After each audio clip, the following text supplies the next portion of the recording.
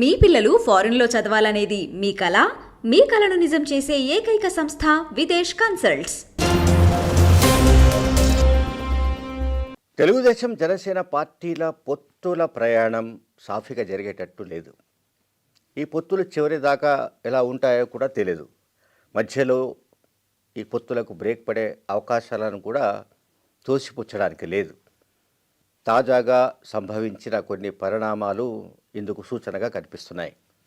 ప్రధానంగా మనం చెప్పుకోవాల్సింది ఏమిటంటే, పొత్తు ధర్మం అంటే పొత్తులో ఉన్నప్పుడు 2 పార్టీలు కానీ 3 పార్టీలు కానీ ఒక కూటమి కానీ తప్పనిసరిగా పొత్తు ధర్మం పాటించవలసిందే. అయితే తెలుగుదేశం పార్టీ అధ్యక్షుడు చంద్రబాబు నాయుడు గారు ఈ పొత్తుల ధర్మాన్ని గతంలో ఎట్లా పాటించారో ఏమిటో అది తెలిసిన వాళ్ళకి తెలుస్తుంది. తెలియని వాళ్లకు మళ్ళీ మనం కొత్తగా చెప్పాల్సిన అవసరం ఉంటుంది.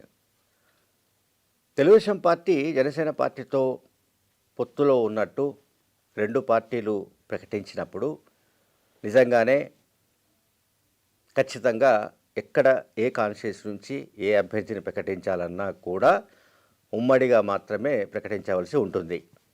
ఇందుకు భిన్నంగా తెలుగుదేశం పార్టీ అధ్యక్షుడు చంద్రబాబు నాయుడు గారు ఇటీవల తూర్పుగోదావరి జిల్లా పర్యటనలో మండపేట, అలాగే విశాఖపట్నం జిల్లా పర్యటనలో అరకు, ఈ 2 అసెంబ్లీ నియోజకవర్గాలకు తెలుగుదేశం పార్టీ అభ్యర్థులను చంద్రబాబు నాయుడు ఏకపక్షంగా ప్రకటించేశారు. తనతో పొత్తులో ఉన్న జనసేన పార్టీ ఏమనుకుంటుందో, లేకుంటే ఆ పార్టీ అధ్యక్షుడు పవన్ కళ్యాణ్ గారు ఎట్లా స్పందిస్తారో అని కూడా చంద్రబాబు నాయుడు గారు ఊహించి ఉండకపోవచ్చు, లేదా పెద్దగా ఖాతరు చేసి ఉండకపోవచ్చు.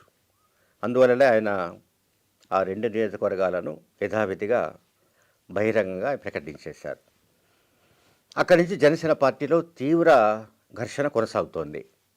తెలుగుదేశం పార్టీకి సంబంధించిన మండపేట, ఇతర కాన్స్టిట్యూన్సీకి సంబంధించిన నాయకులు కూడా పవన్ కళ్యాణ్ను కలిసి ఆయనను నిలదీశారు.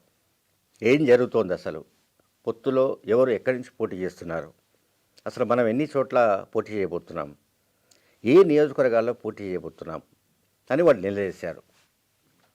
దీంతో పవన్ కళ్యాణ్ గారు రిపబ్లిక్ డే సందర్భంగా మాట్లాడుతూ చంద్రబాబు నాయుడు గారి పైన తీవ్రంగా విరుచుకుపడ్డారు.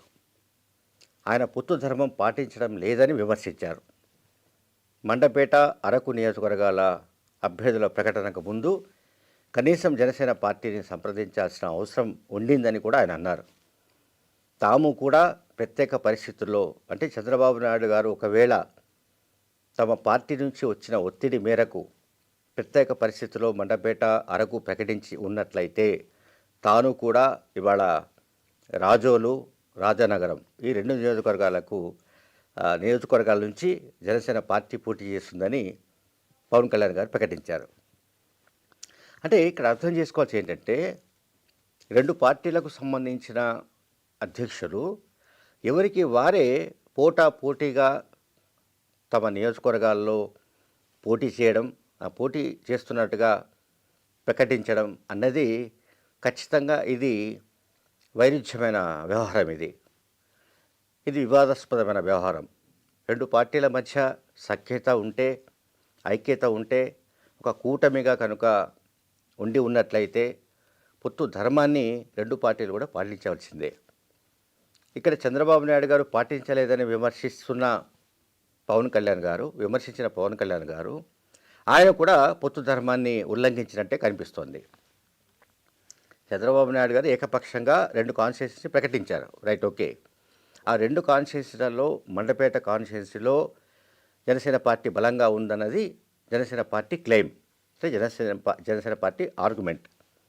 పవన్ కళ్యాణ్ గారు కూడా చెబుతున్నది ఏమిటంటే, మండపేట నియోజకవర్గంలో గతంలో ఒక అరౌండ్ 18-20% ఓట్లు జనసేన పార్టీకి వస్తే ఇప్పుడున్న పరిస్థితుల్లో ఆ గ్రాఫ్ పెరిగిందని, 28-30% దాకా జనసేన పార్టీకి గ్రాఫ్ ఉందని, కనుక ఆ సీటును తాము ఎట్లా వదులుకుంటామని ఆయన పరోక్షంగా చెప్పారు. అయితే ఇక్కడ పవన్ కళ్యాణ్ గారు ఇంకొక మాట కూడా అన్నారు. తనను వీధి కుక్క అని ఆరోపణలు చేసి నిందించినా కూడా తాను పడుతున్నానని, అలాగే రెండు పార్టీల ముఖ్యంగా తెలుగుదేశం పార్టీ నుంచి లోకేష్ లాంటి వాళ్ళు ముఖ్యమంత్రి ఎవరు అని చెప్పినప్పటికీ అటువంటి వ్యవహారాల్లో తాను స్పందించడం లేదని, ఎందుకంటే ఒకవేళ స్పందిస్తే పొత్తులకు ఎక్కడ చిల్లు పడుతుందో, పొత్తులకు ఎక్కడ ఇబ్బంది గురవుతుందో అనే ఉద్దేశంతో తాను మాట్లాడడం లేదని కూడా ఆయన అన్నారు. అలాగే ఆయన ఇంకొక మాట కూడా అన్నాడు. తమ పార్టీకి సంబంధించిన నాయకులు తనపై తీవ్రంగా ఒత్తిడి చేస్తున్నారని, పొత్తులో భాగంగా 50 నుంచి 70 సీట్ల వరకు డిమాండ్ చేయాలని ఒత్తిడి చేస్తున్నట్టుగా కూడా పవన్ కళ్యాణ్ గారు రిపబ్లిక్ డే రోజు చెప్పారు. అయితే 50 నుంచి 70 సీట్లలో పోటీ చేయడం కష్టం కాదు, కానీ గెలిచేవి ఎన్ని సీట్లు అన్నది ఒక సమస్య. వచ్చే ప్రభుత్వంలో అంటే టీడీపీ జనసేన కలిసి ఏర్పాటు చేయబోతున్న ప్రభుత్వంలో జనసేన భాగస్వామ్యం బలంగా ఉంటుందని కూడా ఆయన అన్నాడు. అదే సందర్భంలో ఆయన సీట్ల సంఖ్య విషయంలో కూడా క్లారిటీ ఇచ్చారు. ఆయన చెప్పింది ఏంటంటే, రాష్ట్రంలోని మొత్తం సెగ్మెంట్లలో 3వ వంతు సీట్లను జనసేన పార్టీ పొత్తులో భాగంగా పోటీ చేయబోతున్నట్టు చెప్పారు. 3వ వంతు అంటే కనీసం 60 సీట్లుగా మనం భావించాలి, లేదా 55 సీట్లని భావించాలి. ఈ 55, 60 సెగ్మెంట్లను ఒకవేళ జనసేన పార్టీ కోరుతున్నప్పటికీ పవన్ కళ్యాణ్ గారి కథనం ప్రకారం చెప్తున్నాను, ఒకవేళ 60 సీట్లు కోరుతున్నా జనసేన పార్టీకి 60 సీట్లను ఇచ్చే పరిస్థితుల్లో తెలుగుదేశం పార్టీ లేదు. 60 సీట్లను జనసేన పార్టీకి ఇస్తే 115 స్థానాలకే తెలుగుదేశం పార్టీ పరిమితం కావాల్సిన పరిస్థితులు ఏర్పడతాయి. అందువల్ల రెండు పార్టీలు కూడా నష్టపోయే అవకాశం ఉంటుందన్న అంచనా ఒకటి తెలుగుదేశం పార్టీలో బలంగా ఉంది.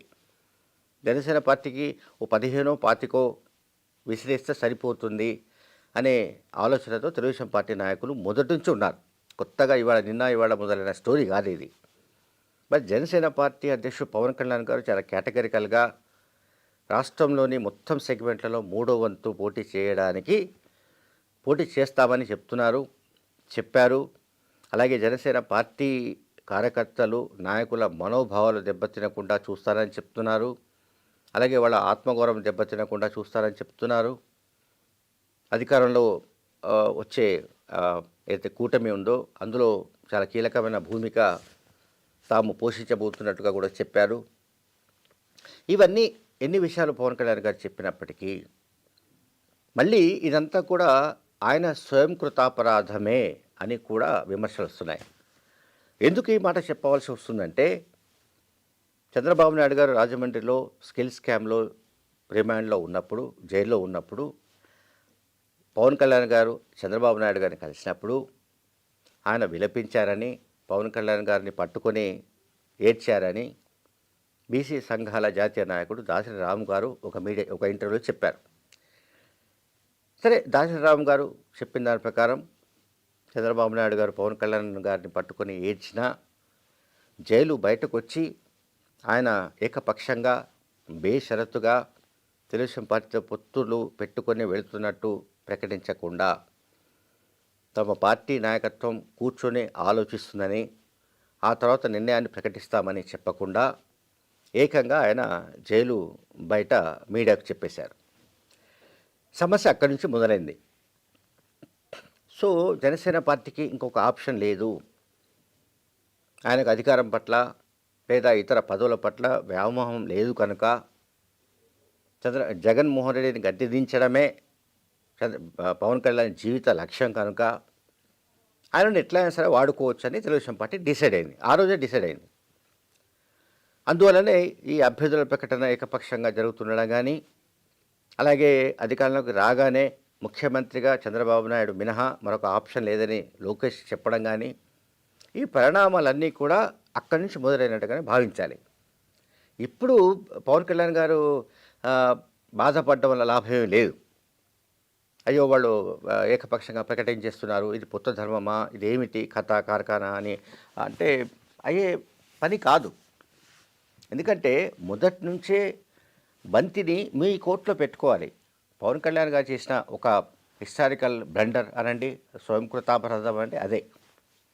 బేషరతుగా నేను చంద్రబాబు నాయుడు గారికి మద్దతు ఇస్తున్నాను, మేము కలిసి పోటీ చేస్తాము, జగన్ను గద్దె దించుతాము అని మొదలుపెట్టిన, అంటే ఆయన ఆ రకమైన ట్రెండ్ ఎప్పుడైతే మొదలుపెట్టారో, ప్రచార పర్వాన్ని ఎప్పుడైతే అట్లా మొదలుపెట్టారో, తెలుగుదేశం పార్టీ మ్యాక్సిమం అడ్వాంటేజ్ తీసుకున్నది. కనుక ఇది ఇప్పుడు ఇక్కడ ఈ మండపేట, అరకు, రాజోలు, రాజనగరంతోనే ఈ వివాదం ఆగిపోతుందని అనుకోవడానికి లేదు. ఇది ముందు ముందు కూడా కొనసాగే అవకాశం ఉంది. ఇది ఎక్కడి దాకా వెళ్తుందో తెలియదు.